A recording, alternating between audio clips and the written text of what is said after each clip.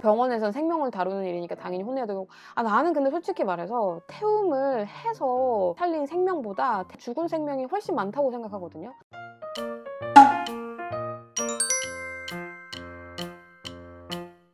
쇼츠를 계속 잘라서 올리고 있어요. 근데 이게 쇼츠가 한 1분으로 임팩트를 줘야 되니까 그 임팩트 있는 내용이 대부분 태움 관련이더라고, 이게 하다 보니까.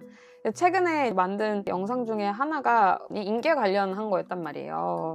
근데 뭐 일단은 제가 태움 이런 얘기를 계속 하는 이유가, 해외 나가보고 경험하면서 화를 낸다는 것 자체가 이게 잘못된 거다라는 게 많이 느꼈어서 더 이렇게 말씀드리는 거거든요. 아무리 그 사람이 어떻게 너한테 행동을 했고 뭘 했다고 해도 너가 화를 내는 거에 정당한 이유가 되는 건 아니다라는 거를 해외 나가서 진짜 많이 배워가지고 맞는 말이더라고.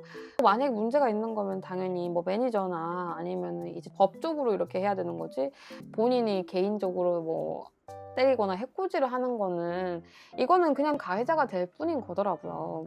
알아요. 저도 이제 뭐 3년 이런 경력이 그래도 한국에 있었으니까 신규들이 일이 그지같이 하고 가면 스트레스를 받는 거는 알지만, 그래도 태움은 안 된다. 아무리 기분이 나쁘다고 해서 그 기분 나쁜 거를 표현을 하면 그 자체적으로 너도 이상한 사람이 되는 거다라는 거를 계속 얘기를 하고 싶은 거고, 그리고 저는 그렇게 생각해요. 이런 얘기도 많이 해요.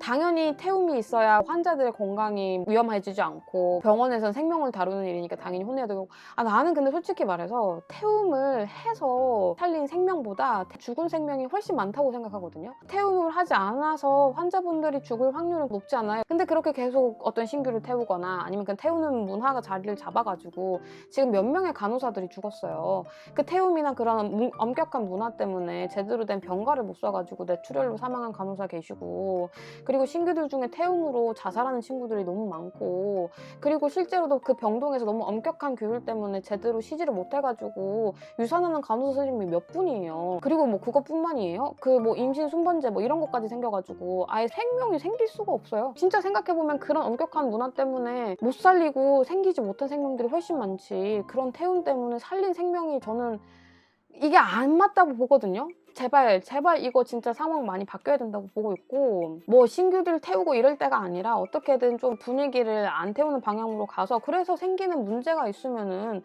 그 문제를 위에 상부에 보고를 해서 우리가 사람이 부족하니까 지금 이게 안 돌아가는 거 아니냐, 인간을 더 뽑아라, 이런 식으로 가야지. 어떻게든 밑에 사람들 아니면 그 주변 사람들을 쥐어짜는 게 그 당시엔 쉽겠지. 그 당시엔 쉬우니까 그렇게 하겠지. 근데 그렇게 해가지고 지금 일어난 결과가 뭐예요? 결국에 간호사에 대한 대우는 더 안 좋아지고, 그리고 뭐 주변 동료들 죽어나가고 있고 제대로 된 대우 못 받아가지고, 제가 계속 그래서 좀 태움 이런 거 얘기를 하고 있는데, 근데 이게 제가 지금 저는 밖에서 보니까 그게 좀 더 쉽게 표현할 수 있는 거고 쉽게 말을 할 수 있는 거고 더 잘 보이는 건데, 이제 그 상황 안에 계신 분들은 함부로 얘기를 하기도 힘들고, 그리고 또 잘 보이지도 않아요. 솔직히 말해 저도 아마 그 병동에 계속 남아 있었으면 완전체가 됐을 거라니까요. 나는 그래도 이상한 걸로 태우지 않아 이러고 이제 완전체가 되어 있었을 거라니까요. 그래서 이제 저라도 뭐 얘기를 이렇게 계속 하고 있는 건데, 여러분들 태움은 안 돼요.